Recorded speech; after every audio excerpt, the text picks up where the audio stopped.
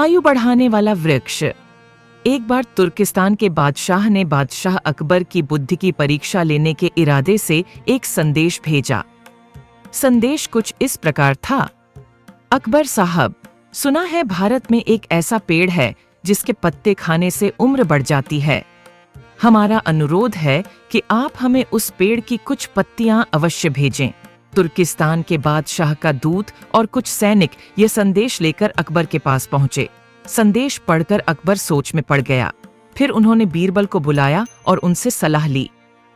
अंततः उस बीरबल की सलाह मानकर अकबर ने तुर्किस्तान के दूत को उसके सैनिकों सहित एक मजबूत किले में कैद कर दिया। वहां उनके खाने पीने की पर्याप्त व्यवस्था की गई। किले में बंद दूत और सैनिक चिंतित थे। यह उसकी समझ से परे था कि आखिर उसका कसूर क्या था। कुछ दिनों के बाद अकबर बीरबल को साथ लेकर उनसे मिलने आए। उसे देखकर दूतों और सैनिकों में आशा जगी कि शायद अब वह मुक्त हो जाएगा, लेकिन ऐसा कुछ नहीं हुआ। अकबर ने उनसे कहा, तुम्हारे बादशाह ने हमसे जो भी मांगा है वह मैं तभी दे पाऊंगा जब इस किले की 1 और 2 ईंटें गिरेंगी। तब तक आप लोग यहीं कैद रहेंगे। अकबर की बातें सुनकर दूत और सैनिकों ने वहां से मुक्त होने की सारी आशा खो दी। किले से बाहर निकलने का कोई रास्ता न देखकर वे दिन भर ईश्वर की प्रार्थना में लीन रहे। वे भगवान से कहते हैं, हे भगवान, हमें इस कारागार से मुक्त करो। कब तक हम यहाँ ऐसे ही बंद रहेंगे? हमें अपने देश, अपने परिवार के पास जाना है। आप सर्वशक्तिमान हैं। कोई चमत्कार करें और हमें यहाँ से बाहर निकालें। चाहे यह उसकी रोज रोज की प्रार्थनाओं का असर हो या फिर कुदरत उस पर मेहरबान थी।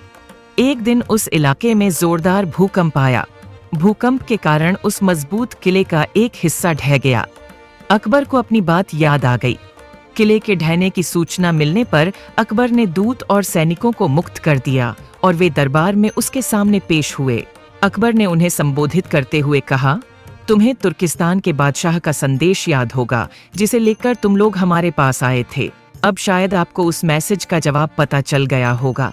यदि नहीं तो बीरबल आपको यह समझा देंगे। अकबर के इतना कहने पर बीरबल अपनी जगह से खड़े हो गए और बोले, अकबर ने आपको दूत होते हुए भी कैद कर लिया था। कहीं न कहीं ये एक तरह का जुल्म था। और देखिए, आपकी आह से इतना मजबूत किला ढह गया। अब सोचिए, जिस देश में हजारों लोगों पर अत्याचार हो रहा हो, वहाँ उनकी आह का क्या असर होगा? क्या वहाँ के राजा की उम्र बढ़ जाएगी? नहीं, इन आहों के प्रभाव से उनकी आयु घटती जाएगी और देश पतन के कगार पर पहुंच जाएगा। इसीलिए आप अपने सम्राट से कहें कि प्रजा के उत्थान और कल्याण के लिए कार्य करना, उनकी रक्षा करना और उन पर अत्याचार न करना ही दीर्घायु का वृक्ष है। बाकी बातें झूठी हैं। जब तुर्किस्तान बादशाह के दूत और सैनिक तुर्किस्तान पहुंचे और यह बात अपने बादशाह को बताई तो उसकी आंखें खुल गईं। वह अकबर का प्रशंसक बन गया।